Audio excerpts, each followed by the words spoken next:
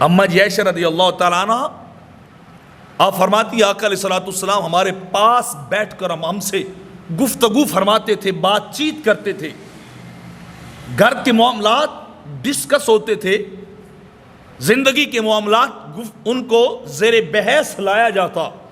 لیکن جو ہی مؤذن کی اذان آتی اما جی عائشہ فرماتی سرکار ہم سے یوں دور ہو جاتے جیسے ہمیں جانتے ہی نہیں ہیں، ہمیں پہچانتے نہیں، ہم سے اجنبی ہو جاتے۔ سرکار کو فکر لگ جاتی کہ میں نے اللہ کے دربار جانا ہے، میرے آقا اسی فکر کے اندر سرگرداں رہتے کہ میں نے مسجد میں جانا ہے، اللہ کی بارگاہ میں سجدہ ریز ہونا ہے۔ وہی گھر والے، وہی شریکی حیات جن کے پاس بیٹھ کر ہر مسئلہ ڈسکس ہوتا،